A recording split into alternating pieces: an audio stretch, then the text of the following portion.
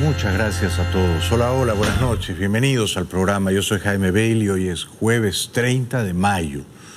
Hoy cumple años mi hermano Javier. Un abrazo para ti, Javier. Estamos saliendo en vivo y en directo. Son las 9 en punto de la noche aquí en Miami. En un momento voy a conversar con José Antonio Colina, venezolano, activista por la libertad, militar retirado, que hace ya 17 años largos y viviendo en Venezuela se opuso al dictador Chávez y que ha fundado una organización de perseguidos políticos en el exilio. José Antonio Colina, no se lo pierdan. El programa de hoy va dedicado con mucho cariño a Enrique Dioses, a Valia Fajardo, que está de cumple, a Charbel Naví, a Alejandra Avendaño. Hay una mosca chavista aquí, la voy a tener que matar. ¿La mato o no la mato? A John Valenzuela y a César Ulloa. Ya no hay que matar ni siquiera a moscas o cucarachas porque uno queda como una persona sin compasión, ¿no es cierto?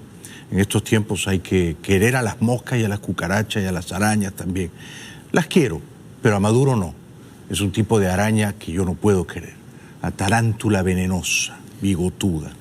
A propósito, el presidente Trump habló escuetamente, marginalmente, pero habló de Venezuela, a la pregunta de alguien, y un poco a los gritos, no se oía con claridad, pero dijo, entiendo que hay unos diálogos que se están llevando a cabo y me parece muy bien, o algo así.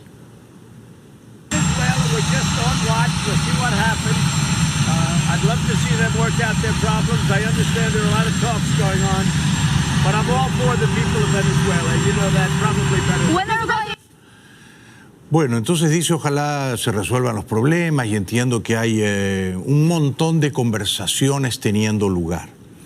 Esto, por supuesto, refuerza la sospecha, o mi sospecha, de que los diálogos de Oslo le sirven a Maduro también para debilitar la opción militar. Es decir, Trump dirá, bueno, si están conversando en Noruega, yo no me meto. A lo mejor se arreglan entre ellos, ¿no?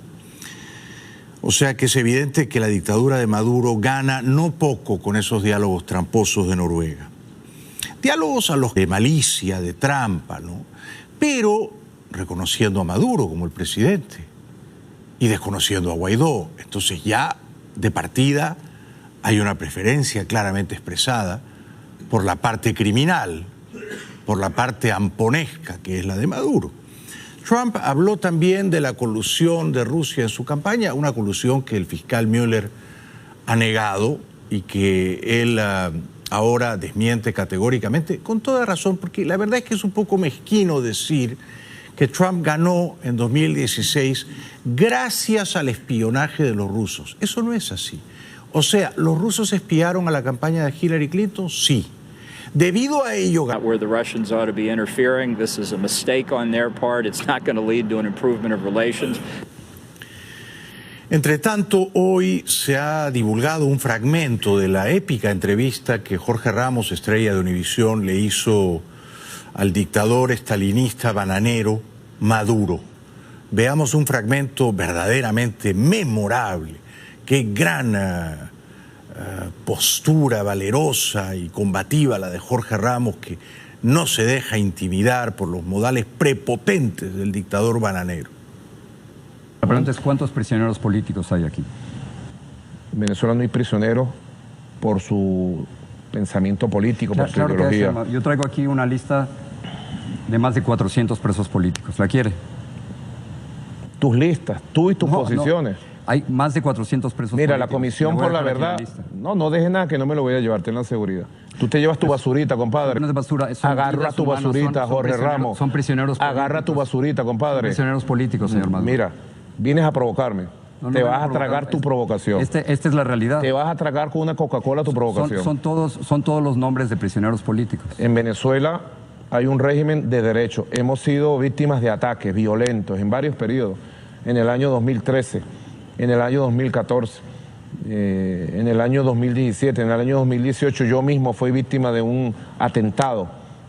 Y ante todos esos atentados y todos esos procesos de violencia, ha actuado la justicia venezolana. Pero parte de los muertos es por su culpa, señor Maduro. Bueno, pero es tu posición política parcializada, contrarrevolucionaria que tiene.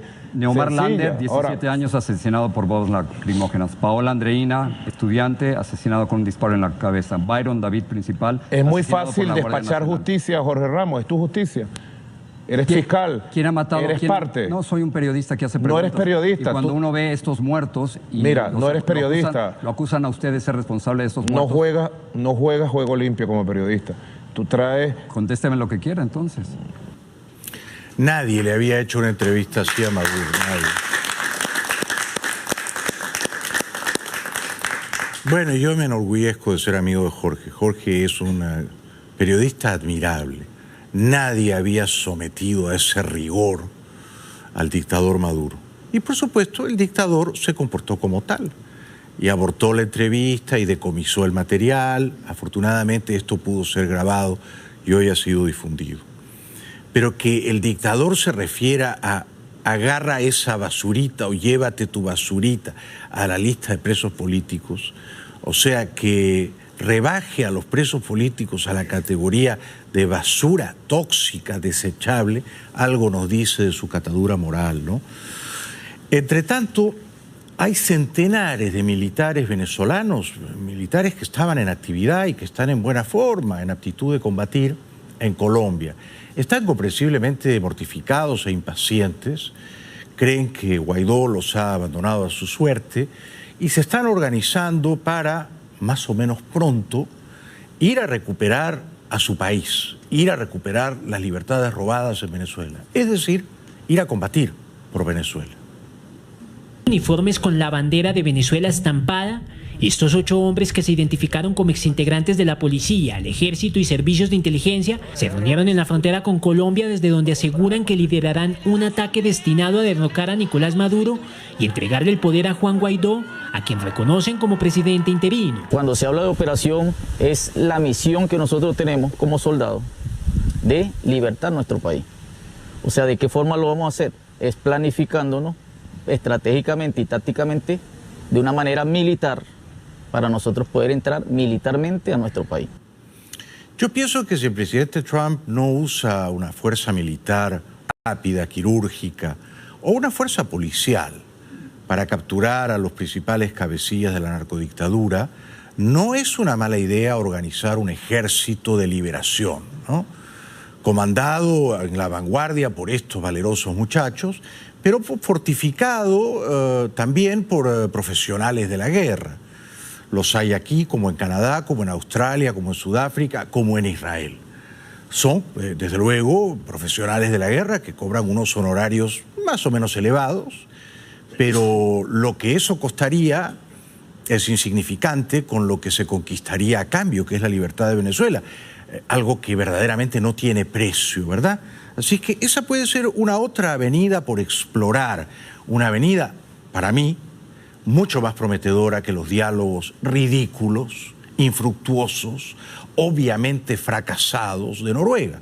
Diálogos que, para mi estupor, algunos intelectuales venezolanos promueven con entusiasmo de guaripolera.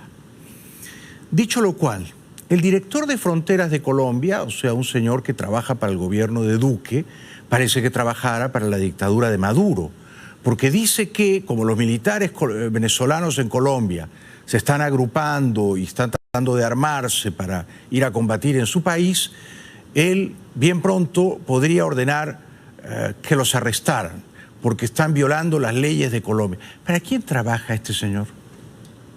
Hemos tenido luchas grandes en este país en contra de ese tipo de fenómenos y mucho menos unos extranjeros en ese tipo de actividades en este territorio sería totalmente rechazable de parte de nuestro gobierno y totalmente instruido a las autoridades competentes para aplicar las medidas correspondientes en el campo legal. Según la agencia Reuters, el gobierno no ha emprendido acciones legales en contra de los integrantes del grupo porque hasta ahora no han cometido ningún delito en Colombia, aunque podrían ser procesados por porte ilegal de armas y conspiración para cometer un delito. Si seremos bobos, ¿no? O sea, hay burócratas que trabajan para el gobierno de Iván Duque, de mi amigo Duque, que quieren arrestar a estos héroes venezolanos que quieren ir a combatir a su país, arriesgar sus vidas, desafiar a la dictadura cruel, los quieren arrestar en Colombia por porte ilegal de armas. Pero si seremos bobos, ¿no? O sea, nos vamos a perseguir y arrestar entre nosotros. Tenemos que entre nosotros estar de acuerdo en que hay un enemigo.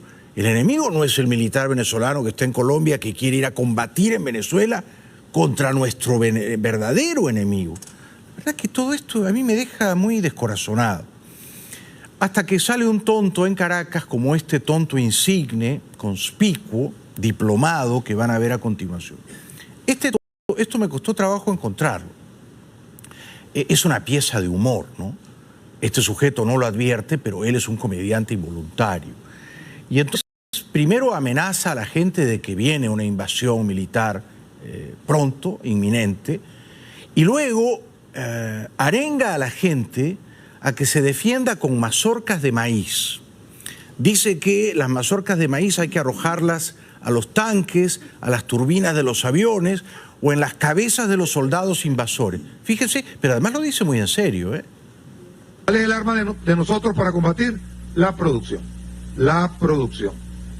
Esta tusa, después que usted la utilice, viene un enemigo a atacarlo, usted agarra un cerro de tusa de esta, se la mete así en la rueda a los tanques que vengan por ahí y tengan la seguridad que ese tanque no avanza. Se la tiran así en las turbinas de los aviones, esos aviones no prenden. O sea que también se puede utilizar para el combate. Y en última instancia, se la pega por la cabeza o se la mete en un ojo a alguien ahí y por lo menos lo deja un rato ahí virongo para que no nos vaya a fregar. ¿Se puede creer esto? ¿Se puede creer? Es realmente inverosímil, ¿no? Es realismo mágico, ¿no? Esto no se le hubiera ocurrido ni siquiera a García Márquez. O sea, un adulón de Maduro que dice que uno puede derrotar a los tanques de Estados Unidos con mazorcas de maíz, que uno puede virtualmente derribar cazabombarderos con mazorcas de maíz y neutralizar al enemigo con unas cuantas mazorcas de maíz. Él usa una palabra con la que yo no estoy familiarizado. ¿Cuál es esa palabra, José Antonio? ¿Tusa? Tusa. Una mazorca. Claro. Claro. Exacto, sí. Sí, se ha organizado un debate aquí. En cualquier caso, mi percepción luego de ver este video, mi percepción melancólica, es que siempre hay un idiota más idiota que Maduro. Y eso me preocupa hondamente, ¿no? Porque uno ve a Maduro y dice, este tiene que ser el más imbécil de todos los chavistas. Pero no. Surgen debajo de las matas, de los cactus, de los arbustos, otros chavistas todavía más tontos que Maduro, lo cual me deja a mí profundamente preocupado. Uno que es tonto, pero ya es genético, ¿no? Es el hijo de Maduro, Nicolás Jr., Nicolásito. ¿Cuál ha sido su idea luminosa? Él ha dicho, bueno, nuestros soldados están estresados porque saben que se viene la guerra, ¿no?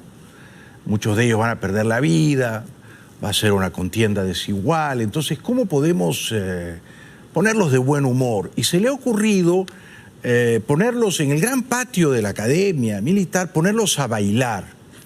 Se ve raro porque los soldados generalmente van de machos, y entonces ya puestos a bailar parece una coreografía de un programa de concurso, ¿no? El deporte, de la actividad física para todo el pueblo, contra el sedentarismo, por la salud, un esfuerzo que se hace coordinado del Ministerio de la Juventud y el Deporte, el IND, con todos los ministerios que están en el patio de la Academia Militar, con miles de cadetes de la Guardia Nacional Bolivariana, del Ejército, haciendo deporte, haciendo actividad física.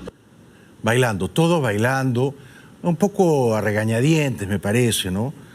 Deberían bailar con Cilia Flores, con Delcy la Fea, ¿no sería divertido? Deberían bailar con ella. Bueno, el papá de Leopoldo López de momento ha tenido mejor suerte que el propio Leopoldo, ¿no? Porque Leopoldo López Gil se hizo español, luego se hizo muy amigo del Partido Popular, luego postuló al Parlamento Europeo, luego tuvo una suerte increíble y fue el último de los eurodiputados del PP que entró, pero entró ese eurodiputado. Y él en una entrevista radial con un conocido periodista venezolano se pronunció a favor del diálogo en Noruega. Dijo que todo esfuerzo de paz es bienvenido. Yo veo que cualquier esfuerzo que se haga por lograr una recuperación de la democracia, de la justicia, de la libertad, sobre todo de la paz en Venezuela, que volvamos otra vez a la prosperidad que nos merecemos, está bienvenido. Todos los esfuerzos son pocos, para decirlo menos. O sea, creo que soy de las personas que no quiere ni pensar en que la solución tiene que pasar por un tema de enfrentamiento armado con muchísimas vidas de por medio. Bueno, es una posición, supongo que respetable, porque yo no dudo de la decencia, de la honorabilidad de don Leopoldo López Gil. Esa es su posición. Yo no la comparto y además la deploro. Porque cuando el esfuerzo es inútil, probadamente inútil, entonces el esfuerzo no tiene sentido, porque es una pérdida de tiempo. Y quien pierde tiempo es la parte noble, ¿no? O sea, los demócratas. Y quien al mismo tiempo gana el tiempo que pierden los demócratas son los criminales que están en el poder. Entonces, a mí me parece que es una postura profundamente errónea y por eso ayer discutía acaloradamente con Naim, con Moisés Naim. Por suerte no todos piensan como Leopoldo López Papá y como Naim. Mi buen amigo Diego Arria viajó a Oslo, Noruega, y fijó ahí una posición inequívoca respecto del diálogo inútil con los criminales que envía la dictadura de Caracas. Los noruegos son grandes expertos en el tema de conflictos, pero como yo les he dicho, Venezuela no vive un conflicto cualquiera. Venezuela es un país en manos de grupos criminales y los noruegos no tienen, jamás nadie ha experimentado algo semejante. Por lo tanto, yo les he dicho, el problema nuestro no es simplemente un problema diplomático, es un problema político, hasta un problema policial y de orden público que requerirá una manera distinta de manejarlo. Muy bien dicho, Diego. Y luego puso énfasis en que lo que tiene que ocurrir en Venezuela no es que las dos partes se sienten a conversar como si hubiera igualdad moral entre ellas, no, sino que Venezuela sea liberada del opresor. Una vez que Venezuela sea liberada, vendrá después la elección libre y transparente y habrá candidatos que se postulen a la presidencia, pero primero hay que liberarla. El gran temor es que un régimen, como repito, en manos criminales, que pretende postergar su permanencia buscando cualquier clase de salida. Y le hemos dado una oportunidad con la Noruega de que esto se realice nuevamente. Ahora, esto se tendrá que ver en los próximos días. Yo no conozco los parámetros que le ha dado el presidente encargado de Venezuela a sus negociadores, pero él viene diciendo que el primero es el fin de la usurpación. Y yo veo y entiendo que se está hablando también de temas electorales. Eso no es el primer paso. El primer paso es la liberación nacional. Si eso no lo logramos, los demás pasos no se darán de una manera adecuada, de una manera conveniente a los intereses de mi país. Mis fuentes me aseguran que son los cubanos quienes activaron, organizaron el diálogo en Noruega. Ya lo habían hecho antes, en 2012, perdón. Ya lo habían hecho antes entre cubanos y noruegos. Comenzaron el diálogo entre los terroristas colombianos de las FARC y Santos, el felón de Santos. Y entonces los cubanos han conspirado minuciosa y maléficamente con los noruegos, que no reconocen a Guaidó. No han tenido que hacer ningún esfuerzo para persuadir a Maduro. Maduro hace lo que le dicta a los espías del G2. Sí han tenido que hacer un esfuerzo de convencimiento para someter la voluntad de Guaidó. Guaidó no quería ir al diálogo, pero los propios aliados de Guaidó lo han arrinconado, entre ellos Leopoldo López, ¿no?, que es refugiado de la embajada española y que es rehén de los españoles por eso mismo, ¿no? Entonces los españoles han hecho mucha presión sobre Leopoldo. En cualquier caso, tengo para mí que esos diálogos no van a llegar a buen puerto, ¿no? es absolutamente imposible que Maduro acepte el cese de la usurpación. Eso no va a ocurrir. Ahora Maduro está dispuesto a soltar algunas concesiones graciosas, liberar a algunos presos políticos, prometer unas elecciones para la Asamblea Nacional y no mucho más, que entre una parte de la ayuda humanitaria. Pero Maduro no va a decir, bueno, muy bien muchachos, tienen razón, yo soy el usurpador y yo me ceso a mí mismo. Eso no va a ocurrir. Y ninguno de los dos, Rodríguez, Jorge y Héctor, ni el canciller Arreaza, van a aceptar que Maduro es un usurpador. Ellos lo van a negar enfáticamente. Menos van a aceptar que se celebren unas elecciones presidenciales a las que no pueda presentarse Maduro y cuyos votos sean contados por observadores fiables, de garantía. Nada de eso va a ocurrir. Por lo tanto, como es bien sabido, el diálogo en Noruega sirve para pincharle un neumático, una goma a Guaidó, ya se la han pinchado, y para fortalecer a la dictadura que se adjudica una victoria propagandística. Por eso, hace minutos nada más, el palurdo dictador, el analfabeto dictador Maduro, estaba casi extasiado en televisión, vanagloriándose de los éxitos en Oslo. Bueno, aquí recibiendo el informe del jefe de la delegación de Venezuela en Noruega, el doctor Jorge Rodríguez. Está llegando de Noruega, aterrizando y recibiendo el informe completo de los procesos de conversación, negociación, diálogo. ¿Cuánto costó llegar a Noruega? Meses de conversaciones secretas que las condujo el doctor Jorge Rodríguez y un equipo de especialistas. Somos optimistas, creemos en la paz, creemos en el diálogo, creemos en la armonía nacional. Ese es el camino, un solo camino, la paz, el diálogo en base a la Constitución.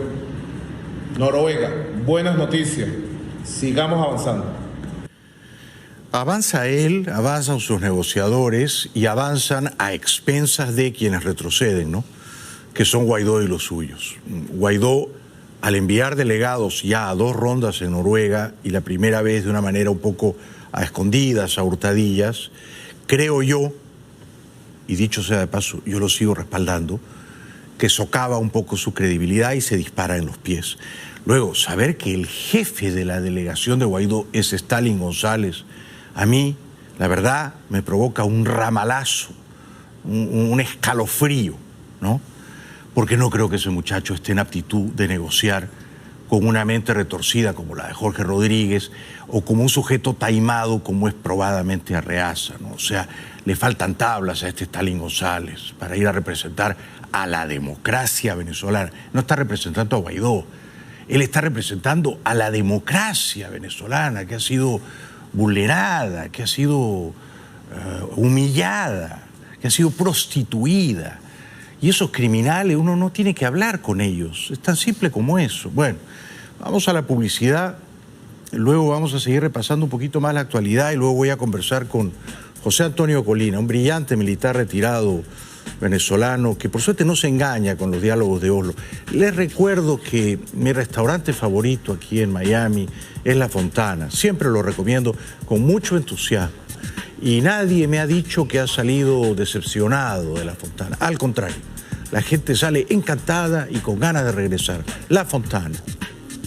Bienvenidos de vuelta al programa. Quería recordarles que el sábado 15 de junio voy a estar en Madrid, en la Feria del Libro, el Parque del Retiro, que es tan lindo, ¿no?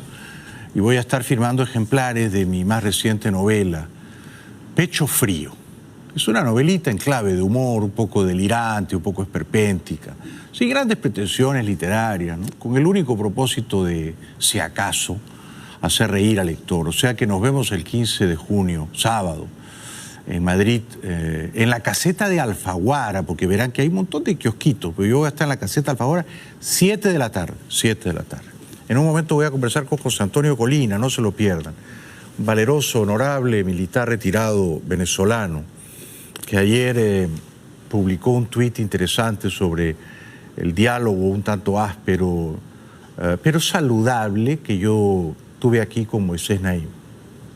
Bueno, volviendo a Oslo, una reportera de La Voz de América viajó a la capital noruega y nos trajo estas noticias. ¿Será esta una noticia inesperada? Que el diálogo, después de 3 días consecutivos, lunes, martes y miércoles, llegó a ninguna parte. ¿O esto lo podíamos saber aún antes de que todos los negociadores se subieran al avión? Culminó sin un acuerdo el encuentro en Oslo auspiciado por el gobierno de Noruega entre el gobierno en disputa de Nicolás Maduro y la oposición.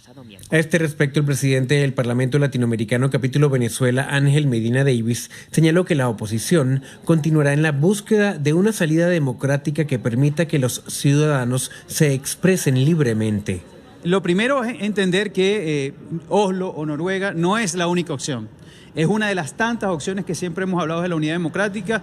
Lo ha hecho en el Oslo, lo ha hecho en el Grupo de Lima, lo ha hecho en el Grupo de Contacto, lo está haciendo en la OEA, lo está haciendo en todos los foros internacionales y lo está haciendo a través de los mecanismos de presión interna. Eso que dice este caballerito es lo que dice el presidente Guaidó. Y eso no es verdad. O sea, no es lo mismo que Guaidó y su equipo conversen con el Grupo de Lima, ¿no?, o con la Unión Europea, a que unos enviados de Guaidó se sienten a negociar con unos enviados de Maduro. No es lo mismo, no es lo mismo.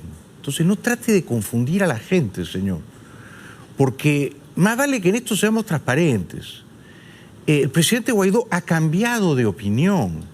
No es verdad, como dice este señor, que el presidente Guaidó, cuando se juramentó el 23 de enero, dijo, vamos a jugar todos los tableros, incluyendo el del diálogo con la dictadura. No, dijo clarísimamente, una y mil veces en todos los tonos, y acá no somos tontos, ¿eh?, que no al diálogo, que ya no más al diálogo, que basta de perder el tiempo con la hipocresía perversa del diálogo. Luego ha cambiado de opinión. Yo no digo que cambiar de opinión sea un delito, pero evidentemente ha cambiado de opinión y ha deshonrado una promesa suya que era no voy a dialogar con la dictadura. Ahora está dialogando. ¿Por qué cambió de opinión? Esa es otra historia. ¿Hizo bien? No. Para mí hizo mal, pero hay gente que lo aplaude. ¿Ah? En cualquier caso, cuando a Guaidó le preguntan, pero Maduro dice que llevan 2 meses negociando secretamente para finalmente aprobar ambas partes, encontrarse en Noruega, tampoco da una respuesta suficientemente satisfactoria para mí. Hemos acordado ser muy prudentes y nosotros respetamos esa prudencia. Y yo hablo con la verdad. Estoy orgulloso de la delegación que tenemos en Noruega y estoy orgulloso de que estemos en fase de diálogo constructivo con la oposición venezolana. Yo sí estoy orgulloso de eso y creo que el camino es la paz, el camino es el diálogo, el camino es el entendimiento, el camino es el acuerdo. Lo creo. Bueno, están todos dormidos en el control, no están a la altura de las expectativas. Es una decepción para mí. Pedí que ese video no se emitiera. Pedí que pasáramos Guaidó. Dice, no era Guaidó, vamos a Guaidó. Maduro señaló recientemente que esa reunión duró varios meses. Eso contradice el discurso que usted ha venido manejando. Bueno, yo recomiendo como primero no tomar como fuente oficial a Nicolás Maduro. Eso es lo primero que recomiendo. Bueno, pero es una fuente. Pero lo recomiendo, por eso lo recomiendo. Creo que Nicolás Maduro, si alguien miente, creo que está demostrado. Y ayer el BCB lo demostró, ¿no? O sea, lo que tenemos años denunciando y ellos negaban. Ayer ellos mismos, de manera sorpresiva, publican la data de lo que tenemos años denunciando. Con toda la simpatía y el respeto que me merece el presidente Guaidó, no le están preguntando por la economía venezolana ni sobre la revelación que hizo el Banco Central ayer de que la economía desde 2013 se ha hundido en una recesión feroz de más o menos el 50 o 60%. Esa no era la pregunta, ¿no? La pregunta era, Maduro dice que hace 2 meses están negociando secretamente para ir a Noruega. Entonces la primera parte de la respuesta de Guaidó es, Maduro no es una fuente fiable. Desde luego, estamos de acuerdo en eso, presidente. Pero entonces diga usted, siendo que Maduro es un mentiroso compulsivo, es mentira y yo desmiento que hayamos negociado 2 meses en secreto. Si no desmiente la falacia, el embuste de Maduro y se va por la tangente, a mí no me parece que es una respuesta. Y yo me he llevado la vida entera haciendo preguntas y respuestas. Esa no es la respuesta a la pregunta que le hicieron, ¿no es cierto? Bueno, por suerte, en la oposición no todos creen que el diálogo en Noruega es una buena salida o es un camino que va a darnos grandes satisfacciones, ¿no? Es una ingenuidad, de veras, es una ingenuidad muy grande pensar que Stalin González en Oslo, Noruega, va a conseguir lo que no consiguió Julio Borges en República Dominicana, o lo que en su día no consiguió tampoco Capriles, o muchos de los líderes opositores que tú recordarás, José Antonio Golina, iban a Miraflores a dialogar allí en tono muy circunspecto con el dictador Maduro. O sea, el diálogo ha fracasado tantas veces que uno no tiene que ser pitonizo para saber que esta vez va a fracasar también. Pero ese fracaso arrastra un desprestigio, un descrédito para el campo de Guaidó que a mí me duele. Diego Arria fue a la televisión noruega, habló en un muy buen inglés y le explicó a la periodista que los que están en el poder en Caracas no solo no han sido elegidos por el pueblo, no solo falsifican elecciones, son auténticos criminales, son gangsters. I wish I could tell you that I'm very optimistic, but when you are facing a narco tyranny like the one we have in Venezuela, it is very difficult to be optimistic, but to be realistic, I think we are on the good auspices of an honorable government like Norway that has a great experience.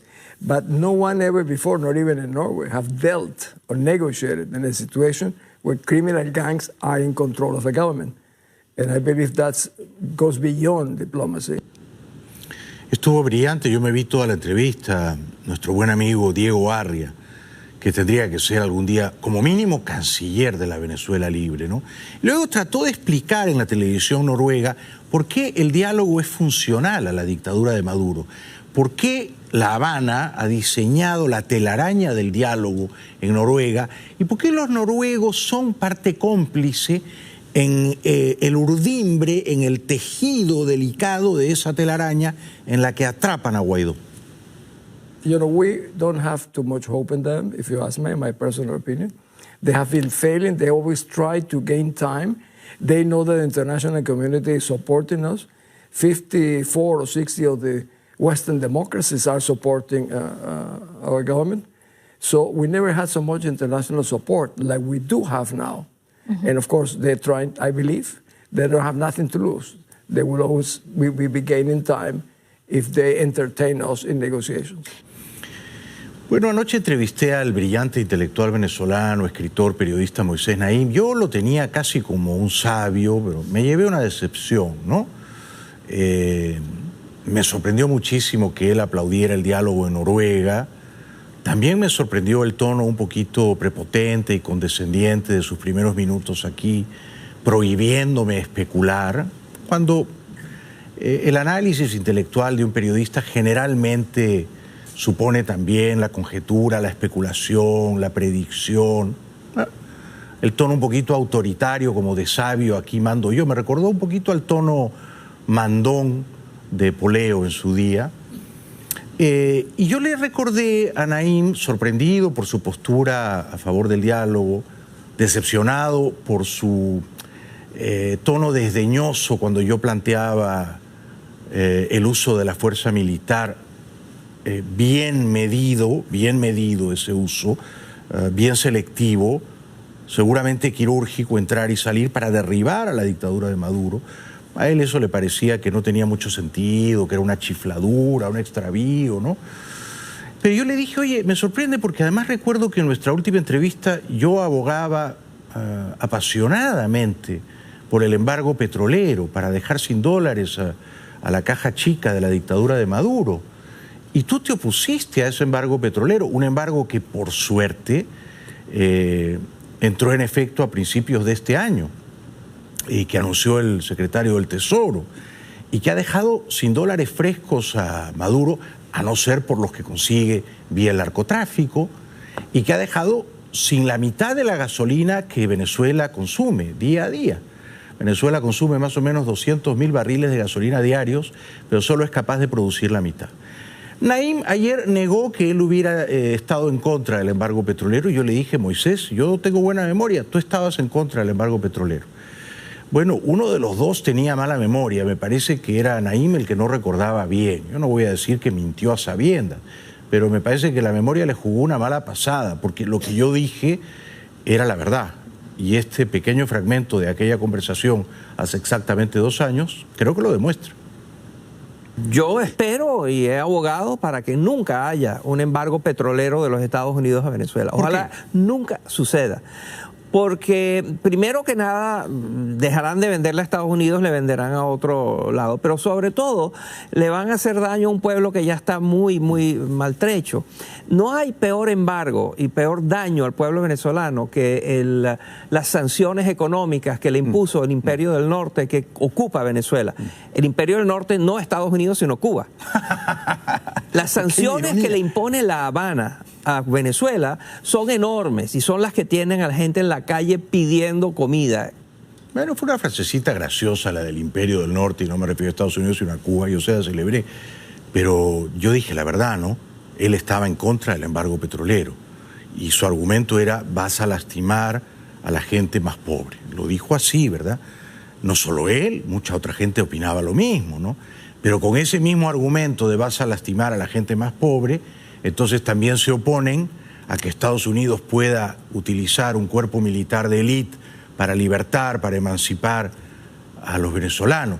Te dicen, no, vas a lastimar a algunas personas, ¿ah? Puede que ocurra alguna escaramuza, una refriega, habrá gente que perderá la vida. Entonces, con ese mismo argumento de que vas a lastimar a algunas personas, se oponían al embargo petrolero, ¿no es cierto? Se oponen ahora a que se use la fuerza militar o que se use la fuerza policial, como yo le planteé ayer a Naim.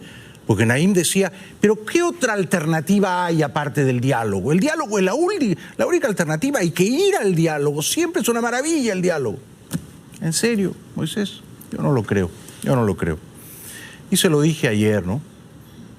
Con ciertos criminales maléficos, con ciertas formas del mal impermeables a la razón, yo digo que no hay que negociar. Y Maduro es el mal puro. Y es una forma de maldad, de crueldad, de besanía, comparable, muy bien, no digamos ya a Hitler, pero sí a Noriega en su día, o a Escobar, a Pablo Escobar en su día, o al Chapo Guzmán, ¿no? O sea, son individuos desalmados que no vacilan en matar a cualquiera que se cruce en su camino, ¿no? Que les estorbe su propósito. ¿Y cuál es ese propósito? Amasar poder y usar el poder a favor de sí mismos y a despecho de las libertades, los derechos humanos, el bienestar, la calidad de vida de la gente. Bueno, está hecha la aclaración. Generalmente cuando hay una riña y ambas partes dicen, pero tú dijiste, no, yo no dije, lo mejor es ir al archivo. Por eso lo hemos hecho esta noche. Regresamos después de la pausa con José Antonio Colina, un valioso, corajudo militar venezolano retirado. Ya regresamos. Bienvenidos de vuelta al programa. Nos acompaña esta noche José Antonio Colina, un gran valiente, un venezolano corajudo, militar retirado, que en su día allá en Caracas se opuso a Chávez. Un aplauso para él, por favor. Gracias. Gracias, José Antonio, por estar aquí. ¿Cómo ves el diálogo en Noruega y sobre todo por qué crees que Guaidó condescendió al diálogo? Bueno, básicamente yo siempre he estado en contra del diálogo porque con criminales no se dialoga ni se negocia. Estos tipos son una banda criminal la cual tiene que ser derrotada por la vía de la fuerza. Tú no puedes llegar a ningún tipo de entendimiento con ellos. Es un principio básico. Y el diálogo en Venezuela siempre ha dejado muchos sinsabores. Siempre ha permitido que el régimen se oxigene, siempre ha permitido que cualquier circunstancia de efervescencia se apague y siempre le ha permitido al régimen ganar tiempo. Entonces, basado en esa experiencia, no hay probabilidad alguna de dialogar con estos delincuentes. No podría estar más de acuerdo contigo. Ahora, Guaidó parecía creer eso mismo hace un par de meses. ¿Por qué cambió de opinión? ¿Estás de acuerdo en que cambió de opinión? Sí, sin duda alguna. Y cambia de opinión es porque el entorno que tiene, básicamente de algunos líderes políticos que tienen mucho tiempo, que creen en que esa es la salida, pues se dejó influenciar por ellos, tomando en cuenta que esto es un gobierno supuestamente colegiado, donde la Asamblea Nacional tiene el poder y hay unos partidos políticos que tienen una cantidad de diputados que ejercen influencia sobre él. ¿Qué líderes políticos opositores crees tú que hicieron presión sobre Guaidó para mandar delegados a...? No me cabe la menor duda que Acción Democrática, a través de General Ramos Alup, sin duda alguna un nuevo tiempo con Manuel Rosales. De hecho, los delegados que están en Noruega son de un nuevo tiempo. Y en cierta forma también pienso que Leopoldo López tuvo que haber jugado un papel muy importante para que él cambiara de parecer y enviar a estas personas hacia Noruega. ¿Leopoldo López se equivocó el 30 de abril al salir tempranito de su casa? ¿Fue una precipitación? Yo pienso que sí, porque hay que dejarle el liderazgo a quien lo tiene. La figura en este momento es Juan Guaidó. El presidente al que reconoce la comunidad internacional es Juan Guaidó. Las esperanzas del pueblo de Venezuela están cifradas sobre las espaldas de Juan Guaidó. Y yo creo que eso es un proceso natural que debe seguirse en Venezuela. Los políticos de Venezuela no pueden seguir cometiendo los errores que cometieron Carlos Andrés Pérez y Rafael Caldera, de cercenar los liderazgos que venían emergiendo. Es el momento de la República, no es el momento de los cálculos personales. Es el momento de dejar que las cosas fluyan para que el país pueda recuperar su libertad, que es lo que va a darle beneficio a todo el pueblo venezolano, que se ha sumido en una profunda tragedia. Sí, yo también creo que se equivocó al salir tan temprano y al no dejar en el liderazgo pleno, único, indisputado al presidente Guaidó. Correcto. En un momento en el que la suerte de la operación era incierta y luego se probó que sería fallida. Ahora, ¿fue una buena idea de Leopoldo refugiarse en la Embajada de España, José Antonio? No, pienso que no, sobre todo cuando el gobierno español en estos momentos está en manos de un elemento como Pedro Sánchez, que no es nada aliado de la causa venezolana, que ha estado ahí titubeando, ha sido ambiguo, y todo el mundo sabe que en cierta forma guarda una estrecha relación con Rodríguez Zapatero, que todo el mundo sabe que es un elemento del régimen castrista madurista que hay en Venezuela. Lo has escrito perfecto. Sánchez es muy amigo de Zapatero. Sin duda. Y entre Sánchez, Zapatero y el canciller Borrell han convencido a Leopoldo López, vía el embajador Silva, de ir al diálogo en Noruega. Y Leopoldo, que es el jefe de Guaidó, le ha dicho tenemos que ir a Noruega. Ahora, tú decías que los delegados que han ido a Oslo son principalmente del partido de Rosales, de Un Nuevo Tiempo. Claro. Stalin González de Un Nuevo Tiempo. Gerardo González es de Un Nuevo Tiempo. Gerardo Blay es de Un Nuevo Tiempo. Y Martínez Mótola es un ex ADECO, pero que también ligado pues con Un Nuevo Tiempo. Ahí no pero hay ninguno de ellos es de Voluntad Popular ni de Primero Justicia. Ninguno de ellos es de Voluntad Popular ni de Primero Justicia. De hecho, Primero Justicia hizo un comunicado diciendo que ellos no habían sido notificados y eso ha creado ciertos roces entre ellos. ¿Tú crees que Capriles, por ejemplo, estaba en contra del diálogo en Noruega, o Julio Borges después de su decepción, de su desazón en República Dominicana? Mira, realmente son dos personajes pues en los cuales yo no tengo ninguna confianza y creo que ante una circunstancia como esta, si aprendieron la lección, se hubiesen opuesto, y si no, pues lamentablemente hubiesen ido donde va la corriente, que es supuestamente participar, porque hay una cosa que la gente no entiende, Jaime.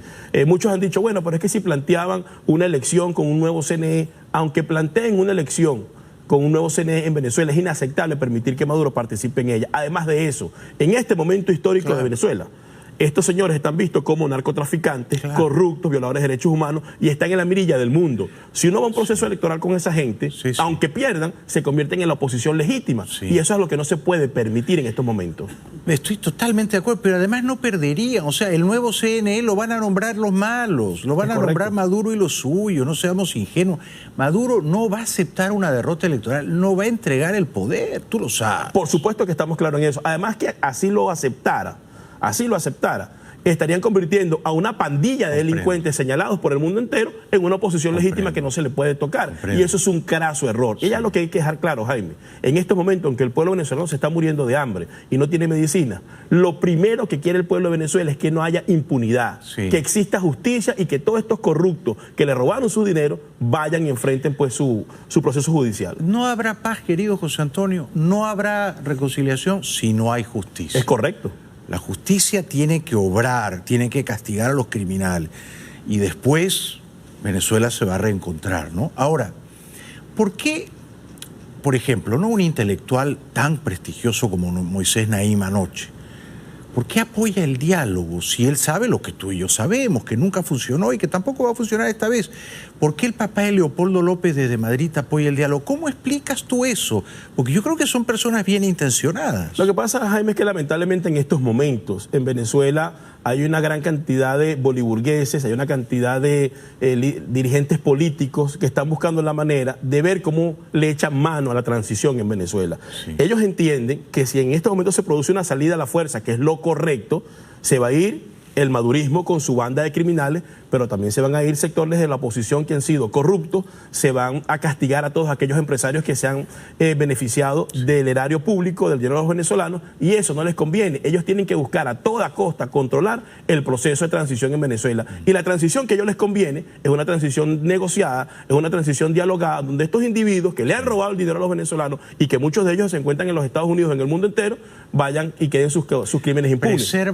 Preservan sus botines. Es correcto. Fíjate que estos días el Wall Street Journal, en un artículo de Anastasia O'Grady, decía que el principal operador que había tratado de convencer a Padrino, a Hernández Dala, a Michael Moreno de sacar a Maduro era Raúl Gorrín. Bueno, por supuesto, es que para nadie es un secreto que Raúl Gorrín mueve esas fichas dentro de Venezuela. Claro. Mueve a Michael Moreno, que es su entrañable amigo, claro. Mueve a Vladimir Padrino López, movía al señor que era director de inteligencia, que era su error, por cierto, director del SEBIN. ¿A quién se le ocurre hacer una intentona o una supuesta conspiración militar con un elemento tan desprestigiado como Christopher Figuera? Nadie, ningún militar más o menos decente va a confiar en Christopher Figuera. Ah, era tan desprestigiado. Por supuesto, pero si ese señor ha sido el responsable de la violación a los derechos humanos, por ejemplo, el capitán Caguaripano, que recibió el desprendimiento de los testículos por tortura, es el responsable de que hayan lanzado a Fernando Albán de un 10º piso, es el responsable de que hayan varios militares como el capitán Humberto de la Sota torturado en las mazmorras de la DGCIN. Entonces, ¿qué militar más o menos honesto y decente va a confiar en semejante basura, por decirlo así, que era una ficha completamente del chavismo? Ya veo tu punto de vista. O sea, ¿tú crees que en parte por eso también fracasó la operación del 30 de abril? Por supuesto que fracasó. Pero tú sabes que Figuera ahora está protegido por Estados Unidos. Bueno, está bien, podrá estar protegido por los Estados Unidos, pero eso no borra lo que haya hecho en el pasado. Y tampoco borra el efecto que eso tiene sobre los militares institucionales que pudieran quedar dentro de Venezuela, con lo cual el liderazgo político tiene que afinar. Si yo fuera el presidente Guaidó en estos momentos, ¿qué harías tú si yo en estos momentos me preparara para la guerra, me preparara para la acción militar? ¿Cómo lo haría? Bueno, muy sencillo. Así como él ha designado un gabinete por en los países que los han reconocido, él tiene que nombrar agregados de defensa en esos países, para que esos agregados de defensa comiencen a censar a los militares venezolanos que se encuentran allí. En Colombia son más de 1000. Sí, de hecho en mi censo hay aproximadamente como 700 que se han registrado. O sea, pero para comandar ese ejército libertador, ¿Guaidó debería irse de Venezuela o se queda adentro? Hasta que no lo toque no debería irse de Venezuela, pero él debería ir avanzando en unos cuantos pasos. Por ejemplo, ahorita hay una probabilidad enorme, y lo tengo de buena fuente, de que pueda aplicarse el Tratado de Interamericano de Asistencia Recíproca, el TIAR, que eso se solicita a la Organización de Estados Americanos. Sí. Él tendría que ahorita, en estos momentos, designar un oficial para que vaya a la Junta Interamericana de Defensa. La Junta Interamericana de Defensa es el organismo consultivo de la Organización de Estados Americanos para este tipo de temas. Y en mi concepto, y aprovecho la oportunidad de este programa para decirlo, el presidente Guaidó en los próximos 15 días debería pedirle formalmente a la Organización de Estados Americanos que vote en su seno la aplicación del TIAR en Venezuela. ¿Y no haría daño, no molestaría que el presidente Guaidó fuera a Washington y se reuniera ahí con Trump y con Almagro, ¿no? Bueno, eso es lo primero que yo hubiese hecho. No haría daño. No, obviamente no, y eso es lo primero que hubiese hecho yo si fuese el presidente, es lo primero que él tiene que hacer. Sí. ¿Por qué? Porque ha sido el presidente de los Estados Unidos, Donald Trump, su principal aliado, y el secretario Almagro. Y lo sigue siendo.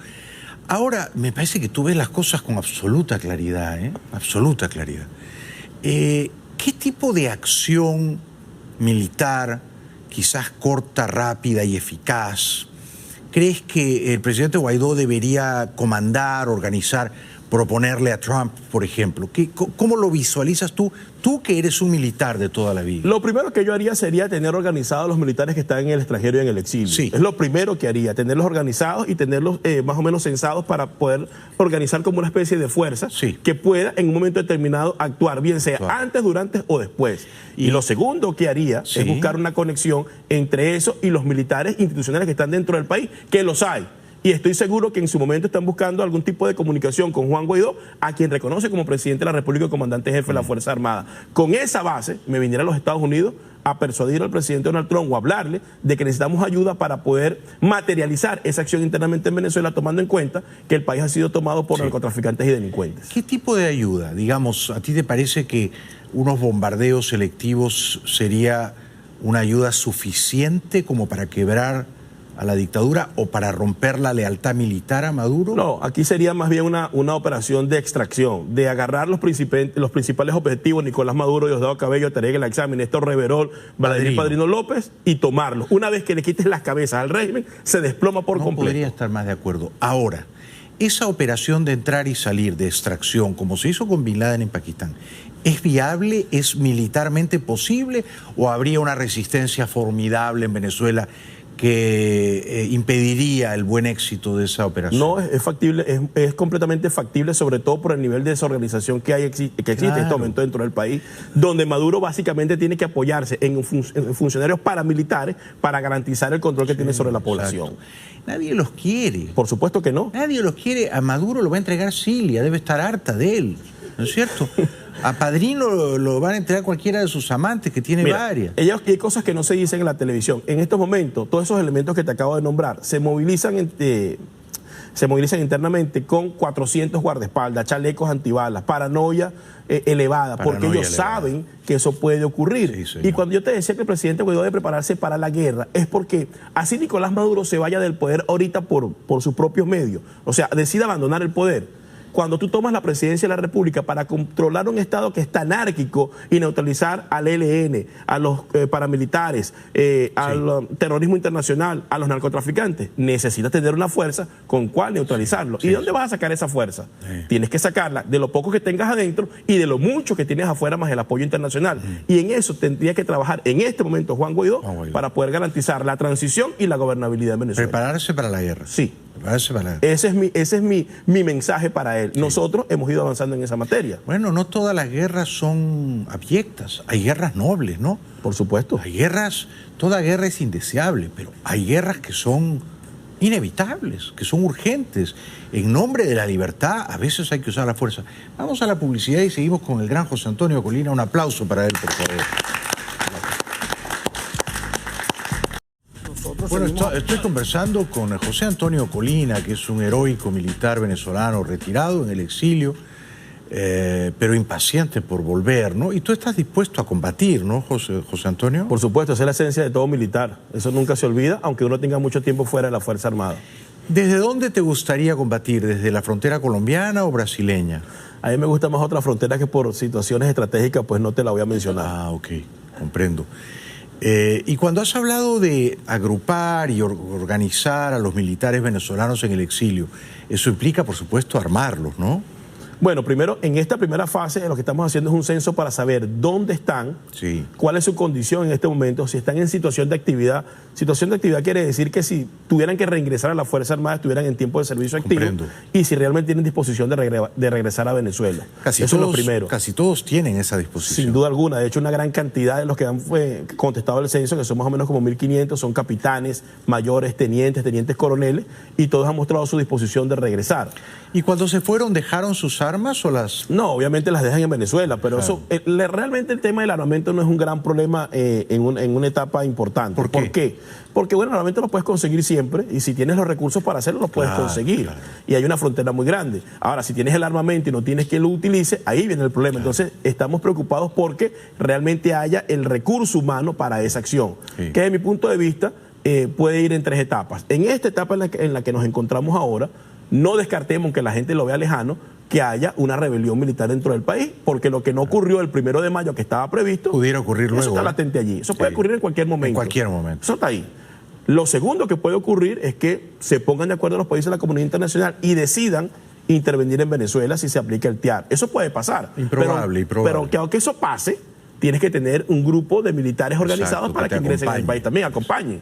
Y la tercera, que es la más distante, la más lejana, pero no menos probable, es que exista algún tipo de organización donde algunas personas con dinero que por fin saquen la cara por Venezuela, quieran organizarse y de esta manera pues dar los recursos necesarios para que un grupo organizado pueda actuar. Es la menos probable en este momento, pero puede pasar. Puede pasar. Sí, financiar y armar una contra, ¿no es cierto? Un ejército de liberación nacional, en el que además podrían participar profesionales de la guerra, los que uno contrata. Es correcto. Yo pienso que hay que prepararse. No se puede descartar eso. No se puede descartar. No se puede descartar, sobre todo porque en cualquier escenario que ocurra dentro del país, a esa gente la vas a necesitar para neutralizar todos los males que hay dentro de Venezuela. Para asegurar un cierto orden público una vez que se ha capturado el poder. Es correcto, y para que la gente, y para que estos maleantes entiendan que se recupera el poder del Estado. Ahorita el Estado no tiene poder. El Estado está subyugado al poder de los pranes, al poder de los narcotraficantes, al poder de los terroristas. Hay que regresarle el poder al Estado, y para hacerlo hay que tratar a estos individuos como objetivos militares. ¿Tú crees que, claro, te hago una pregunta difícil, ¿no? Porque ni tú ni yo podemos penetrar en el futuro, pero ¿tú crees que Maduro y Cabello van a escapar al exilio? Yo pienso que sí. Yo pienso que sí, de ellos, de la información que hemos manejado, que va a pelear, es uno que ya no se nombra mucho ahorita, que es el almirante Remigio Ceballos Echazo. Sí, lo tengo en el radar. Que es el jefe del Comando Estratégico Operacional, un individuo formado en varios países como infante de marina, y él estaría dispuesto con una unidad de hombres importantes a tratar de dar batalla. Entonces creo que sería uno de los elementos que habría que neutralizar. Diosdado, lo más seguro es que haga lo que siempre ha hecho, esconderse y tratar de huir, y Maduro no me cabe la menor duda de que va a buscar la primera oportunidad para abandonar el territorio venezolano. ¿A dónde crees que iría? Yo pienso que sería Rusia o un país de esos por allá, o a China, algún lado de esos que haya ido preparando para salir de Venezuela. La opción Punta Cana ya no existe. No, esa no existe. Ya no existe. Esa no existe, y sobre todo que en Punta Cana no va a tener tanta seguridad, porque algo pueden estar seguros de estos delincuentes. Cuando esto pase y haya un gobierno de transición y después haya un gobierno democrático, a todos se les va a buscar para que paguen por los delitos cometidos. A todos. Y donde quiera que se encuentren, ¿verdad? Se van a ir a buscar para que vayan a rendir a la justicia venezolana. Claro, comprendo tu... Un aplauso, sí, cómo no, un aplauso para que se entienda. Es muy alentador escucharte esta noche, José Antonio, es muy alentador. ¿Por qué te han criticado tanto últimamente en las redes sociales? Yo no visito mucho esas redes porque me parece que hay mucha gente que opina sin fundamento o que insulta gratuitamente, ¿no? Hay mucho veneno, me parece a mí, y mucha ignorancia. Correcto. ¿No? Entonces la gente opina sin saber e insulta gratuitamente, así que yo trato de no contaminarme, pero ¿por qué te han criticado? ¿Qué les molesta de ti? Me critican porque yo pienso que uno debe decir lo que siente y lo que piensa, uno no debe decir lo políticamente correcto, y yo me caracterizo por decir lo que pienso si a la gente no le guste. Yo he analizado la situación política de Venezuela y el problema que nos trajo hasta aquí, y creo que uno de los factores importantes ha sido decir siempre lo políticamente correcto, pero no lo que pensamos. Entonces yo, si no estoy de acuerdo con el diálogo, digo que no estoy de acuerdo con el diálogo y esbozo por qué no estoy de acuerdo. ¿Y eso les molesta? Muchísimo. Si yo digo que estoy de acuerdo con una operación militar o con una salida a la fuerza, entonces comienzan a criticarme y eso les molesta mucho también. ¿Y te critican? ¿Qué te llaman? ¿Guerrerista? Me llaman radical, guerrero del teclado, que yo estoy muy cómodo desde mi poltrona en Miami, que por qué no me regreso para Venezuela. Y a mí eso realmente no me importa. Pero tú quieres regresar a Venezuela. Yo quiero regresar. Además, tan cómodo en tu poltrona, tú has estado más de 2 años preso aquí. Eso es correcto. Por eso es que la gente opina sin saber. Y yo creo que una de las cosas que ha cambiado las redes sociales ha sido que cada quien puede expresar lo que siente y lo que piensa. Y hay que entender que eso hay que aceptarlo. ¿Por qué? Porque al final del día uno se debe a la gente como tal. Pero cuando te insulten, no los dignifiques con una respuesta, ignóralos. No, eso es lo que yo hago, yo los ignoro. Lo que no hago es cometer el error que cometen muchos políticos y activistas, que cuando lo critican y los insultan, lo bloquean. Yo no bloqueo a nadie porque eso forma parte de la libertad de expresión. Lo que hago es que los ignoro. Claro, esa es la respuesta elegante. Un aplauso para José Antonio. Yo también los ignoro amorosamente, amorosamente los ignoro. Les deseo toda la dicha, la felicidad del mundo. Y yo también, cuando acá me permito decir libremente lo que pienso, yo digo lo que pienso, incluso a veces digo lo que no pienso, pero lo digo. Y luego entonces me dicen, no, es que Bailey es loco, es bipolar, no tomó la pastillita, por eso trató mal a Levi. No, no es que soy loco bipolar, no, es que, como tú, yo llevo años combatiendo a Chávez, desde el comienzo, Y como tú, llevo años diciendo, a esa canalla de criminales, a esa caterva de ampones, solamente la vamos a remover del poder, José Antonio, usando una fuerza superior a la de ellos. Es correcto. Doblegándolos con poder de fuego. Lo que pasa es que a la mayoría no les gusta escuchar eso. No les gusta. No les gusta escuchar eso, sobre todo cuando son sus intereses los que están amenazados. Pero yo creo que para uno poder cambiar las cosas, para que uno pueda tener realmente un país dignificado y para que la gente pueda realmente vivir en la felicidad que se merece, hay que hacer las cosas de manera diferente y debemos comenzar por ser auténticos y decir lo que pensamos. Lo que pasa es que dicen que somos pistoleros, que queremos desenfundar y sacar la pistola y matar a nuestro enemigo. No, yo no quiero matar a mi enemigo. Yo lo que quiero es que esos enemigos nuestros, que son los enemigos de la libertad, que son los enemigos de la gente más noble y desamparada de Venezuela, yo no los quiero matar. Yo quiero que los juzguen y que los condenen y que paguen por sus fechorías. Qué bueno que dijiste eso, porque alguien me decía, bueno, pero es que en todo proceso hay que negociar con el otro bando. Entonces, ¿qué negociarías tú con un régimen como el de Maduro? Bueno, yo negociaría lo siguiente, que se les va a respetar la vida, que se van a someter a procesos justos donde van a tener derecho a la defensa y no se les van a violar los derechos humanos. Correcto. Eso es lo que vamos a negociar. Y luego en la cárcel tú negocias el régimen de visita, las horas de la comida, la talla del uniforme o naranja del presidiario. Que fue lo contrario de lo que ellos hicieron. Ellos no respetaron los derechos humanos. No, por supuesto. Utilizaron el sistema judicial para encarcelar y secuestrar a todo el mundo. Claro, y torturan. Torturan y matan. Y matan. Entonces, eso es lo que nosotros negociaríamos con un régimen como ese. Claro, nosotros no vamos, exactamente, tú lo has descrito perfecto. Nosotros no queremos matarlos ni torturar, lo que queremos es que se haga justicia. Y la justicia se desprende de la libertad. Primero tiene que ser un país libre. Es correcto. Y luego, desde la libertad, obra la justicia. Y ellos tienen que recordar una cosa importante, Jaime. Cuando unos pueblos han sido oprimidos por tanto tiempo, la gente se va llenando de odios y se va llenando de resentimientos por múltiples cosas, porque no tiene comida, porque le matan te han desgraciado la vida. Es correcto. Se ha muerto tu hijo desnutrido. Ellos tienen que entender que hay un odio desmedido en la población y que se lo merecen. Si uno agarra y les garantiza que no les van los van a matar o los van a asesinar y que van a ser sometidos a un proceso judicial justo, ya se le está dando bastante, porque hay una población enardecida que tiene años en la miseria, que tiene años sufriendo. Bien podría ir a lincharlos. Es correcto, a eso es lo que me estoy refiriendo. Bien podrían terminar como Gaddafi en Libia, como los Ceausescu en Rumanía y otros. Bien entonces por eso cuando uno dice, bueno, se negocia que se le va a respetar sus derechos humanos, su derecho a la vida y un proceso justo, crean que es bastante, porque una población enardecida es mucho lo que puede hacer. Sí, sí. Es una broma lo del diálogo. Para mí es un chiste de mal gusto. Es como si en su día el presidente colombiano César Gaviria hubiera dicho, muchachos de la DEA, no hay que matar a Pablo Escobar. Vayan a Noruega, en una mesa están los de la DEA y en una mesa está Pablo Escobar, su amante Virginia Vallejo, sus abogados, y negocien, pónganse de acuerdo. A lo mejor les parece que Pablo Escobar es un tipo simpático. O lo mismo con el Chapo Guzmán. ¿Cómo vas a negociar tú con un criminal así? Con criminales no se negocia. Con criminales no se negocia. Aparte de eso, aparte que no han debido ni siquiera llegar a esa mesa de negociación. No han debido. El manejo comunicacional ha sido nefasto y pésimo. Alguien me decía, bueno, pero es que la comunidad internacional es la que los ha impulsado. Bueno, si hubiese sido Juan Guaidó, digo, mira, por presión del país tal, Pascual y el otro, tengo que obligatoriamente sentarme en esta mesa de negociación, pero no queremos sentarnos allí. Vamos a enviar unos emisarios para que, bueno, hagan un ejercicio exploratorio, porque nos están presionando como paso previo a otras opciones. Pero es que ni siquiera eso hacen. Yo, ¿sabes lo que hubiera hecho si fuera Guaidó? Yo mando 3 delegados míos que son agentes encubiertos del FBI.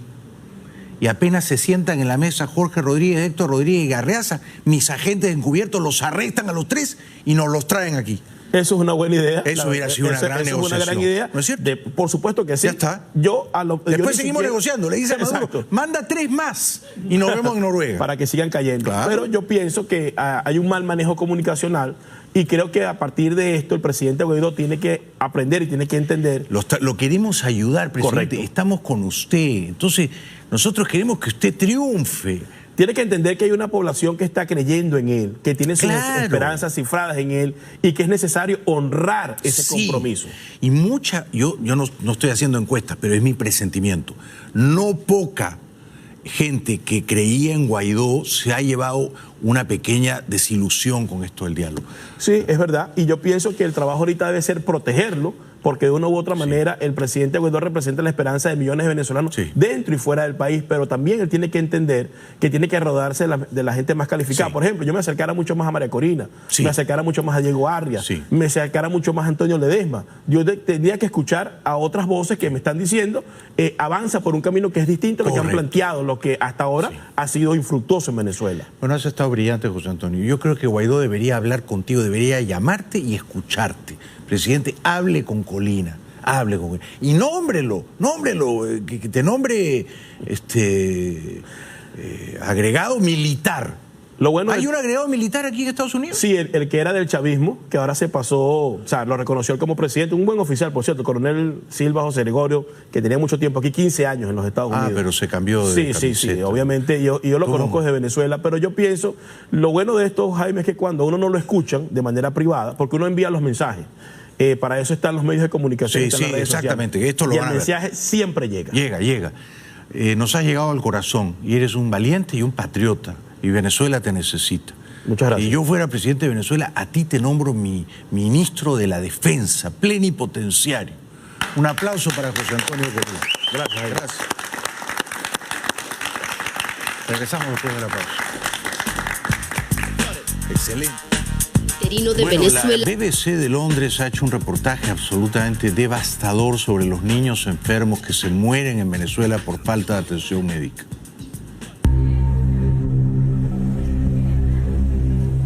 Ronnie is severely malnourished and he also has a kidney disease. He needs special treatment and he needs special diet. And now he's not receiving either of them. Deprimente, esto es demasiado frustrante, de verdad, porque es la vida de mi hijo, ¿me entiendes? No me gusta decir la palabra, pero lo tengo que decir, porque no se me puede ir. Es difícil. Solo en ese hospital la directora nos dice que el año pasado murieron 80 niños por desnutrición. But even though Ronnie's case shocked me, I later learned that he was not the only one. I talked to a doctor who told me that 80 children died last year in that hospital from malnutrition. Estamos viviendo un momento de crisis y teníamos todos que ir a ese niño para poder aprender de desnutrición. En este momento no. En este momento, todas las semanas puede llegar un niño desnutrido. Y después dicen que usar la fuerza para ir a rescatar a esos niños sería una cosa excesiva. En medio del reportaje ocurre un apagón. The situation is that bad that I was talking to the hospital director and then all of a sudden lights went out. The director obviously stopped paying attention to us. She had more important things to care of. So she rushed off to find out what was wrong. This is happening day after day in all Venezuelan hospitals and in all Venezuelan towns. Porque obviamente cuando ocurre un apagón se registran todavía más muertes. ¿Por qué ocurrió el apagón? Porque cayó un pedazo de maleza sobre los cables. Plácido showed us electricity pylons. We could see how the plants growing up press down and make the cables sag. Bueno, la maleza en estas condiciones provoca primero una condición de incendio bastante vulnerable, donde sobre el tendido eléctrico inclusive produce la caída de ella. And I remember an electricity pylon in particular which looked almost like a tree. You wouldn't have noticed that there was an electricity pylon behind it. He told us that these pylons provide electricity to the whole city of Puerto La Cruz. Yo digo que el mundo libre, o por lo menos Estados Unidos, debe ir a salvar a esos niños enfermos, famélicos, desnutridos. Es una obligación moral urgente, inescapable. Regresamos.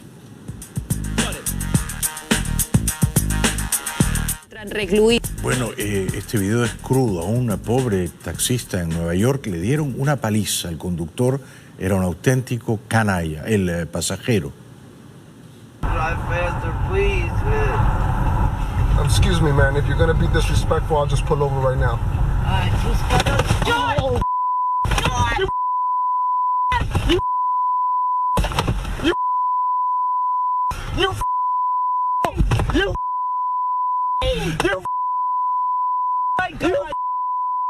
Stop! You budgie! Oh my! You what the man? Y después dicen que loco soy yo. Regresamos después de la pausa. Mañana les voy a contar algunas cosas verdaderamente interesantes de República Dominicana, porque hoy el ministro consejero de la Embajada de Estados Unidos en Santo Domingo, el señor Copley, Robert Copley, fue a ver al presidente Danilo Medina y le dijo unas cosas muy tremendas, muy tremendas, de grandes ladrones venezolanos, chavistas que están financiando la campaña de Leonel Fernández, de vuelos privados clandestinos de narcotráfico que aterrizan en la isla con la complicidad de generalotes en la época de Fernández, el general Crispín, el general Medina y Medina. Yo les voy a contar todo esto mañana. Tengo un montón de información realmente valiosa de la trama de los venezolanos corruptos en República Dominicana. Son un montón y están financiando la campaña de Leonel Fernández. Nos vemos el 15 de junio, ya no falta nada, en la Feria del Libro de Madrid. 7 de la tarde, Caseta Alfaguara.